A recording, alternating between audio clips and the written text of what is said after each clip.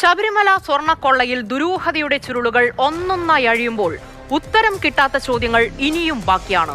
D മണി എന്ന പേരിലേക്ക് ഒടുവിൽ SIT എത്തുമ്പോൾ കേരളം ഒന്നാകെ ചോദിക്കുന്നതും ഒരേ ചോദ്യമാണ്: യഥാർത്ഥത്തിൽ ആരാണ് ഡി മണി?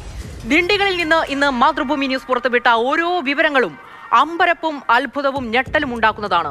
ഏറ്റവും ഒടുവിലായി ഡി മണിയുടെ സുഹൃത്ത് ബാലമുരുകന്റെ പ്രതികരണം കൂടി മാതൃഭൂമി ന്യൂസിലൂടെ ഇന്ന് പുറത്തു വന്നു.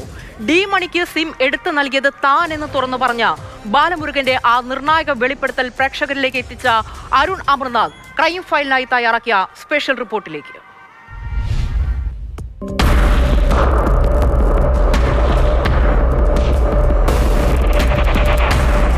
സംശയങ്ങളും ദുരൂഹതകളും ഒരുപാട് ബാക്കിയാക്കുന്നുണ്ട് SIT സംഘത്തിന്റെ ഡിണ്ടിഗലിലെ അന്വേഷണം.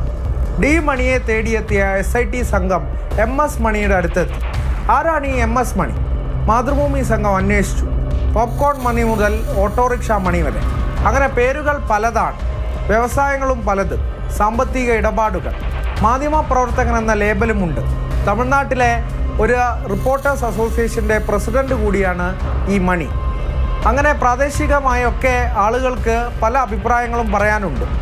എങ്കിലും കൃത്യമായ ഒരു ആധികാരികത വരുത്താനുള്ള നീക്കത്തിൽ തന്നെയാണ് SIT ഉള്ളത്. മണി പല വാക്കുകൾ മാറ്റിയും മറിച്ചുമൊക്കെ പറയുന്നുണ്ട്. ഞാൻ MS മണിയാണ്, ഡി മണിയല്ല എന്ന് ആവർത്തിക്കുകയാണ് ഇന്നും ചെയ്തത്. പക്ഷേ ഇതൊന്നും SIT സംഘം മുഖവേരയ്ക്ക് എടുക്കുന്നില്ല.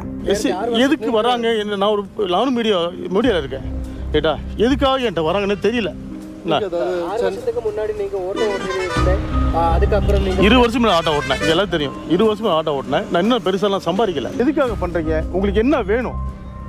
ஒரு சாமானிய ஒரு ஆள் இல்லை பிரதர், நான் ஒரு சாமானிய ஆள். நான் സൂസൈഡ് ചെയ്ത് സെത്തുരുവേൻ. SIT സംഘം കൃത്യമായി തന്നെ മണിയുടെ നീക്കങ്ങളെ വീക്ഷിച്ചു വരികയാണ്. ബാലമുരുകനിലേക്കായിരുന്നു ആദ്യം SIT സംഘം എത്തുന്നത്. ഈ ബാലമുരുകന്റെ ടൈലർ കടയിലെത്തി മൊഴി രേഖപ്പെടുത്തി റെയ്ഡും നടത്തിയിരുന്നു SIT സംഘം. ബാലമുരുകനെ തേടിയും മാതൃഭൂമി സംഘം പോയി. ബാലമുരുകന് മണിയെക്കുറിച്ച് കൂടുതലൊന്നും അറിയില്ലെന്നാണ് വിശദീകരിക്കുന്നത്.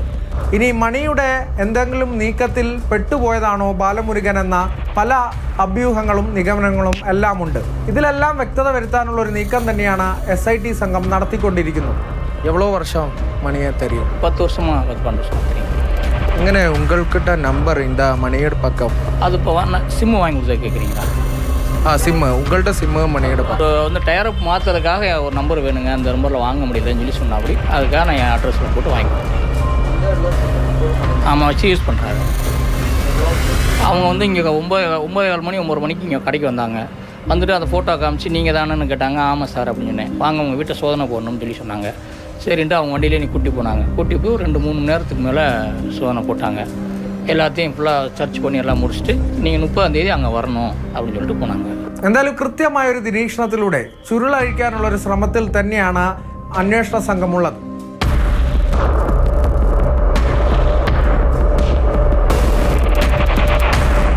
അനീസ് തോട്ടക്കാടിനൊപ്പം അരുൺ അമർനാഥ്, മാതൃഭൂമി ന്യൂസ്, ഡിണ്ടിഗൽ.